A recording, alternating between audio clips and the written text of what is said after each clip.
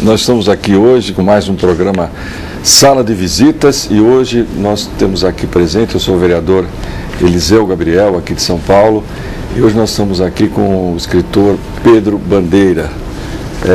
É um escritor que esteve aqui no início, no início da nossa semana de incentivo ao estudo e à leitura, que é uma lei 14.999, que criou a semana do incentivo ao estudo e à leitura, a lei é de minha autoria, e o Pedro é uma pessoa incrível, que nós já conversamos bastante com ele no nosso evento, e ele é autor de literatura infantil, que é a que mais vende no Brasil. Ele já vendeu 10 milhões de exemplares até 2009, além de 11 milhões de livros que o governo federal adquiriu para a distribuição em bibliotecas escolares. Ele tem uma produção de quase 100 títulos, ganhou, entre outros, o prêmio Jaboti da Câmara Brasileira de Livro, o Fantástico Mistério de Feiurinha, é o melhor livro infantil de 1986.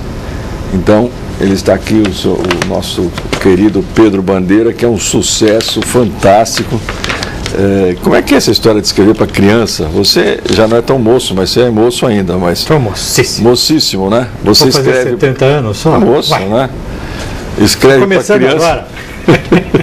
Escreve para criança e adolescente. Por que te deu isso, né, de escrever para criança?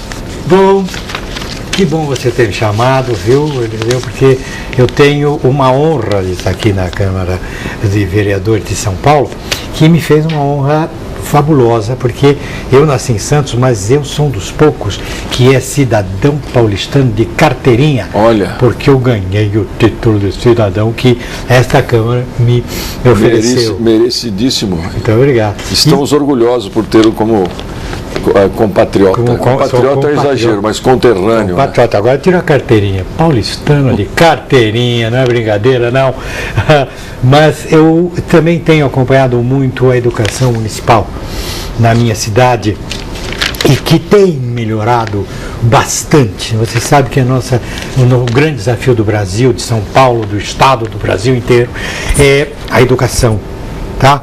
E eu tenho muito prazer de poder, já há 30 anos, pensar somente nisso, na educação do meu conterrâneo brasileiro.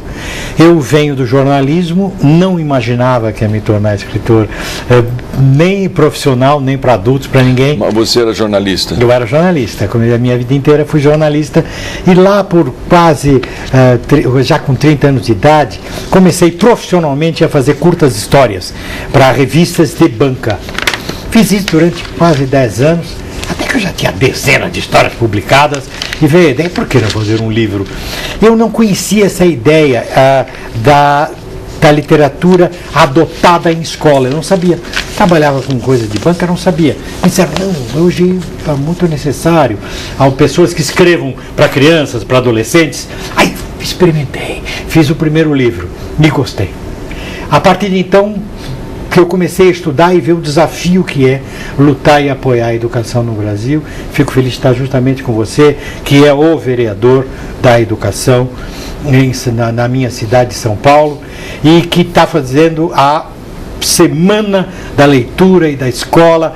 Eu gostaria que você fizesse, sabe quanto por ano? 52 semanas de apoio total. Eu sei que você dá isso para nós, professores, nós escritores, nós vivemos em volta da escola, em prol da melhoria da educação desse país. Agora, tem uma coisa positiva que no Brasil, nos últimos 10 anos, houve um aumento significativo de pessoas, de índice de leitura, vamos dizer assim, pelo menos teoricamente. Aumentou, mais que dobrou, aumentou 150%. O que você atribui essa coisa boa que acontece, mais gente estar lendo? Olha, você sabe muito bem que a história do Brasil é uma triste história. Nós temos uma história de sucessivas ditaduras. Nós passamos pela ditadura colonial escravista, daí saímos para a ditadura imperial escravista. Aí chegamos a uma república que foi uma ditadura dos senhores de terra, já não mais escravista, mas de total exclusão da maioria da população brasileira do direito à cidadania, do direito à escola, do direito ao trabalho, do direito ao conhecimento. Passado isso, fomos a uma ditadura do Getúlio Vargas, depois passamos a uma brutal ditadura militar, sempre excluindo a maioria dos brasileiros do direito ao conhecimento, que é a única maneira que nós temos para construir o nosso país. Por isso, recebemos fresquinho um país novo a partir de 85, e ainda com dificuldades. A primeira eleição para presidente mesmo foi em 89, né? Foi 89, a primeira eleição mesmo para valer para presidente. Teve a Constituinte. E mesmo assim votamos meio errado e tal, meia boca, tivemos dificuldades e fomos construindo esse país. Quando os militares nos entregaram, ou foram obrigados a nos entregar o país, para a gente brincar de começar a construir uma democracia, a média de leitura do brasileiro mal chegava a 1,8 livros ano. Hoje nós já estamos em 4,7 livros anos. Veja, com todas as dificuldades que você lê no jornal, que você vê na televisão, que você ouve no rádio, nós estamos conseguindo construir o Brasil. Você encontra nos jornais grandes críticas à nossa educação, críticas reais, válidas, verdadeiras. Porém, temos que ver o seguinte: quando eu, que sou tão jovem, eu vou fazer 70 anos, estudei, só havia vaga para 30% das crianças brasileiras. Hoje há para 100% das crianças brasileiras. Então você diz, a escola ainda não é ótima, como é que você pode ser ótimo? Saindo de 30 e de repente chegando a 100. É claro que não deu tempo. Nós nem temos o pessoal treinado, qualificado suficientemente para fazer uma grande educação. Mas estamos melhorando. Só pelo índice de leitura já estamos vendo quanto está melhorando. Só para você ter uma ideia, eu me lembro, na época da ditadura da década de 70, nós tínhamos acho que 80 milhões de habitantes, né? Sim.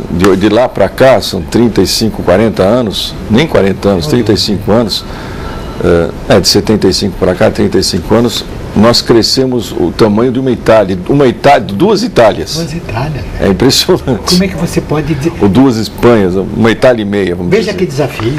Aí você tem que incluir essa multidão toda, né? Já com o atraso todo que já havia. Né? Já havia. O atraso era brutal. Só que de repente nós temos um outro Brasil. Tá? Estamos conseguindo mal e bem. Às vezes parece que mais mal do que bem, mas eu diria mais bem do que mal. A gente discute, puxa, veja a qualidade da educação como é fraca, veja o Brasil continua nos últimos lugares de avaliação, de compreensão de texto e de matemática no mundo inteiro. Mas, gente, nós estamos avançando e educação é uma coisa que você precisa de uma geração inteira, 2 gerações, para você chegar num nível razoável. Tem uma coisa interessante que você falou no nosso encontro do início da semana de leitura. Sim. Que foi o seguinte: como é que se formou o povo brasileiro? Quem que é esse povo brasileiro, né? Então, nós tivemos ditaduras que não é só ditaduras que restringem a liberdade, ditaduras que restringem tudo, a liberdade, o acesso à economia, o acesso à educação, tudo quanto é acesso. Não é só, não tem liberdade de expressão política, é muito pior que isso, as nossas ditaduras. Depois eu queria até conversar um pouquinho sobre a questão do que você chamou de ditadura Vargas, que tem o lado da ditadura Vargas, mas tem um lado positivo ali de construção nacional. Sim, que teve claro. uma época em que se começou a construir uma nação, que foi a chamada Revolução de 30, né? Que eu acho que ali tem coisas positivas, apesar de termos um período de ditadura em função até da conjuntura mundial, do nazismo, do fascismo em todo o mundo. Houve ali o início da construção de uma estrutura de Estado, né? Quer dizer, um mínimo de referência para a população. Mas eu queria que você falasse, depois eu queria voltar a essa questão do Estado, que me parece que o poder público está sendo decisivo ainda num país tão pobre, tão atrasado. Mas me fala aquilo que você me contou para a gente na semana do incentivo ao estudo e à leitura, sobre a questão de como é que se formou esse povo brasileiro, abandonado, como você colocou. Veja, para a gente ser breve, o Brasil foi descoberto e começou a ser ocupado e explorado somente por homens. Não vinham para cá famílias. E a família é que transporta a cultura de um povo para um outro lugar. Que interessante, isso é muito bem falado. A mulher é responsável.